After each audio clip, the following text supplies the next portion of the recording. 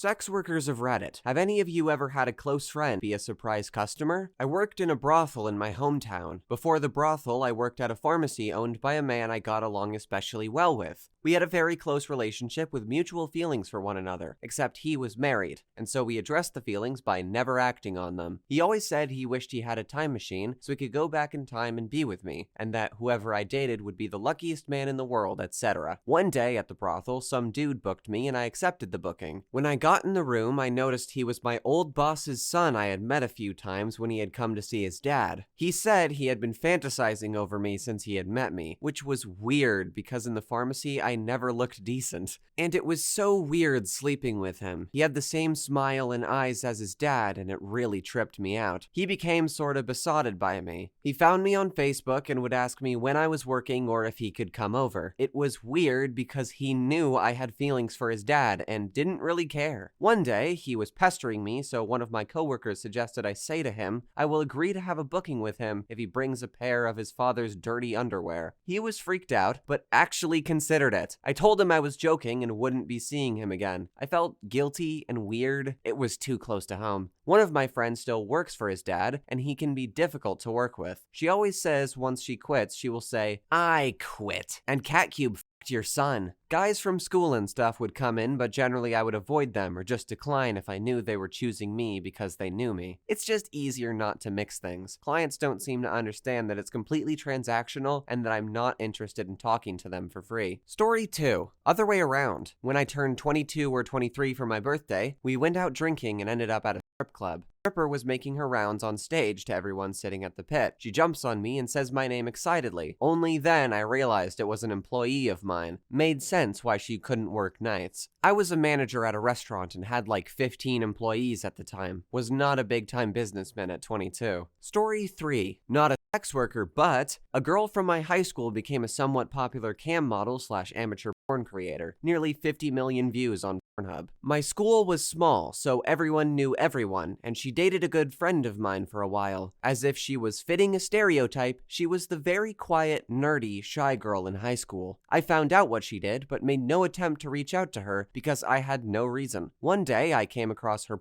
Snapchat account, so I added it. My screen name on there is pretty much my full name, so it wasn't like I was trying to be sneaky. However, I assumed she was too busy to look at when people add her on things. Shockingly enough, she messaged me later that day and we chatted normally. She was super nonchalant about everything. Apparently, another kid from our school found out and went into her chat room spamming her real name followed by question marks, so she politely asked that I not do that. Seemed pretty reasonable. This was a few years ago. We are from the US, but she ended up moving to a major city in Europe. I happened to be visiting the area last year with my cousin for a backpacking trip, so on a whim I decided to send her a Snapchat saying I was in town. Again, I assumed she would be bogged down with messages from other people that she never even bothered to look at. To my surprise again, she got back to me right away and we met for lunch later that week. I told my cousin we are meeting a friend and I informed him what she does for a living, but I told him not to bring it up unless she does. I wasn't sure how open she was about it in her day-to-day life. Sure enough, she showed up to lunch wearing a Pornhub branded Letterman jacket with her stage name on the back. Kind of set the tone for what she was cool with talking about. Lunch was fantastic. We just chatted and caught up. She said we could ask her whatever we wanted to know. So all of my questions were about what it took for her to move to Europe. She also gave us tips of places to see while we were in town. Story 4. My mom was a stripper when I was in elementary school. A 22-year-old guy came in and paid for a lap dance, and my mom recognized his last name and asked if he knew Ruth. I have no earthly idea why she would ask him given what she suspected. He got weirded out and said that Ruth was his mom, and my mom said that his mom was her daughter's third-grade teacher. He then begged her not to tell his mom where he was. Apparently, my mom just laughed and said she didn't want her daughter's teacher knowing that she was there either. I hated that teacher. She was such a jerk to me because we were poor and my mom always dressed slutty. I'm glad her kids weren't as uptight as she was. Story 5.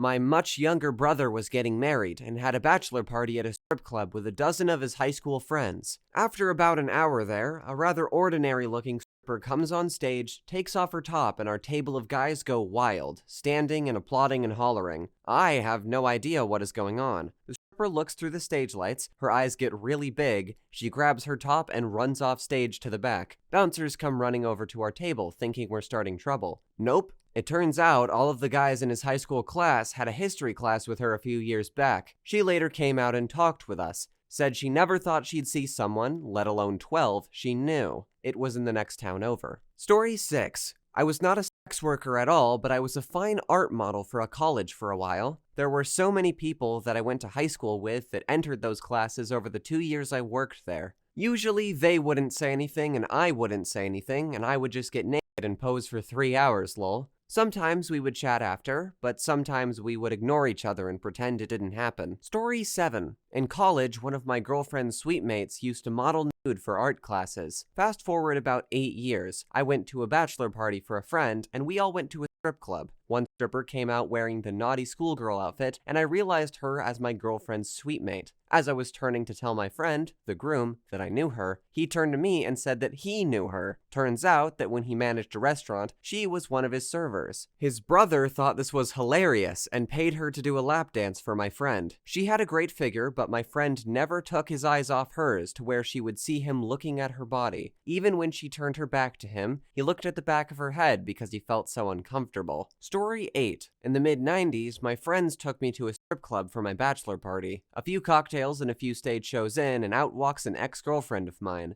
She was stunningly beautiful, but bat crap crazy. My friends desperately tried to get her to give me a lap dance, offering her 5 times the normal rate, but she refused. She said it would be too much of an emotional strain for her, considering how intense our relationship was and ended. She ended up sitting with us between her floor shows and lap dances just chatting. She had actually gotten married, and this was a way for her and her husband to save for a house. About halfway through the evening, one of the other dancers grabbed me and pulled me up on stage and whispered into my ear, "Are you wearing underwear?" Which I affirmed. She pulled my pants down, sat me on a chair mid-stage, and another girl loosely tied my hands behind my back. Each girl took turns giving me a lap dance up on the stage. Turns out my ex paid them all for a lap dance and arranged the entire thing. Funny end to the story. After that event, I was at work on the sales floor of a local big box retail chain working, and in walks my ex. We chatted and have a good laugh. My lunch came and I went out into the mall towards the food court, and my ex came up beside me with a bit of panicked look in her eye. She slides her arm under mine and leans in and kisses me on the cheek, saying, "Let's go get that hot dog now." Befuddled, I walk with her towards the food court, and she proceeds to tell me one of her regulars was in the mall and he was stalking her. She told him she was married and he didn't believe her, so I got to play the part of her husband.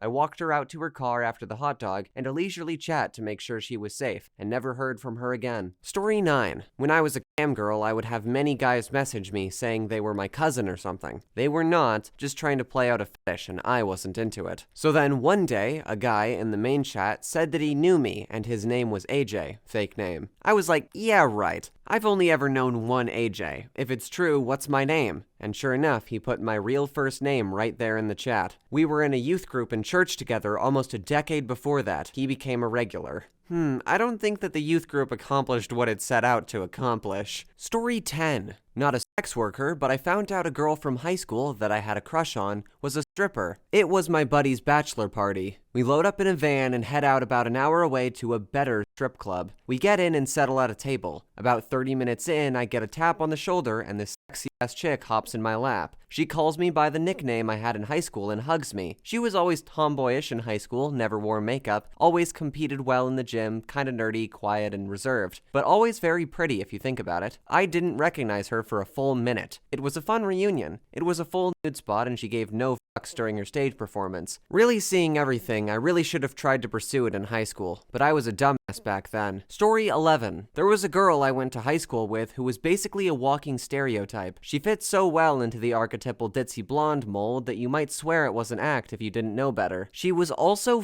fucking mean. This girl was a power bitch and wasn't really nice to anybody as far as I'm able to remember. People orbited her because she was hot and had everything. She never really bothered me because I did my best to be invisible, but the handful of interactions I ever had with her left me feeling unpleasant. Turns out she wound up being a pretty lucrative for later in life. I bought a lap dance from her, and while being nice is part of the job, it really did feel like in those brief few minutes that she did have a genuine personality shift. She was way more laid back. You could even hear it in her voice. She even commented about how she wasn't a bitch like I used to be, and I have nicer tits. It was a genuinely fun interaction. She seemed happier in comparison to the person I remembered. Story 12. Kinda, sorta along the same lines, I guess. Once a friend wanted me to go to a strip club with him located outside a small town in Alabama. A young, really young looking girl got on the stage and he told me, "Look at her, isn't she the prettiest thing you've ever seen?" I said, "Yeah, but she seems like she's too young to be working here." "Don't worry, she's 18. "How do you know?" I asked. "She's my niece." I felt uncomfortable after that. In case it sounds weird and some people may wonder, it happened in a small club way out in the county outside a town named Harvest Allah. I don't know why it's so important for folks to know that unless they're expecting to go there and see the girl for themselves. Fat chance of that happening. It was about 10 years ago, so I seriously doubt she would still be there. Another thing, so many are casting doubt about this character or the nature of his relationship with the girl. Trust me, his tone was that of a proud uncle, not a dirty, lusty one. You would have to know the area. Meth and opioids have decimated rural Alabama to the point that it's refreshing to find a young person that is healthy and making an honest living. Besides that, I had known him for years. You will not find a more religious, God-fearing person. Story 13 was an RA in college and had a pair of residents on my wing who were both cam girls. Found out from rumors that were eventually confirmed when I had to help both of them get back up to their room after calling the paramedics because they were passed out drunk outside our residence hall. Came into their room and saw the camera set up, dildos and lingerie set / pieces just laying out in the open. I also found out that night that they had a pet kitten in the room, another rumor I heard about them that ended up being true, but also heard they abused it pretty bad. Poor thing. Anyways, as we made it up to their wing, one of the girls came just as we entered their room and tried to play with the pet kitten. She rolled off the bed from her side, stumbled across the room in just a few steps, and ended up falling face first into the makeshift litter box they had set up for their cat. Cat shit and cat litter flung everywhere. Our campus PD was so confused when they showed up to find sex toys and cat litter everywhere. Their dorm room nearly looked like a crime scene. What a time college was. What a time. Story 14. I don't really qualify as a sex worker. I'm a guy who fucks women on camera for porn producers, so I'm not paid, and I don't have customers. But one time I showed up to a shoot for a blowbang and ran into the guy who owned and operated the CrossFit place I went to. We acknowledged the connection on the set and performed our roles, but basically never spoke of it again, and resumed our normal trainer / customer dynamic after that. He was married at the time, but I think they were open. Not that it was any business of mine. Story 15. I had a friend who was a lifestyle dom. For those unfamiliar with BDSM lingo, a female dominant. Not professionally, just personally for fun. She is into a lot of freaky stuff, but working in the public, she is very secretive about her identity. No pictures of herself online, and very, very cautious before meeting anyone. Well, she has had guys message her asking her for some pretty nasty stuff, like bottling her piss and selling it to them, or even making a shit sandwich on one occasion. Yes, an actual shit sandwich. Well, the fucked up part is, she messages with these guys, and they, without her asking, reveal all sorts of personal details about themselves, like where they live or work, and they would send her photos of themselves. On more than one occasion, she has run into one of them at work, and they had no idea it was her. She recognized them and thinks to herself, "This guy that begged me to make him lick his own cum off my feet, and he has no idea who the fuck I am." It would just make her feel even more powerful. Although she remained perfectly professional in their interactions, but may have acted a little bitchier than she normally would because she knew they liked it. For the record, she never did / sold any of these things. They were just requested by people she was chatting with. She is not comfortable with these things, like the shit sandwich, but it doesn't stop people from making these requests. Just gonna jump in here and say that what people like in normal everyday interaction and what they like in the bedroom are most certainly not the same thing. Story 16. Not exactly someone I knew well, but I went on a Tinder date with a guy, went to see a movie, nothing exciting. Nice enough guy, but no chemistry at all, so didn't stay in contact. Opened my hotel door to my client one night to see him standing there, but didn't react to the fact that I knew him because there's not a single person who knows what I do. Spent the entire booking telling me how sad he was that we never caught up again, and how he knew it was me when he saw my photos. Photos were blurred and face cropped out, but I've got distinguishing hair. And how it must be fate. Played dumb the whole time because this guy knew my actual identity and eventually asked him to leave because of how uncomfortable his behavior was making me. Story 17. My bisexual friend was getting married to his wife a few years ago. For his bachelor party, we hired a male stripper for him, as his farewell package. We thought the wordplay was just excellent. All of our friends are straight guys, so instead of picking out a stripper for him, we just called up an agency, told them the situation, and they sent someone. That someone was his stepbrother that he doesn't really get along with. It was pretty awkward. He was more professional than I think any of us expected him to be.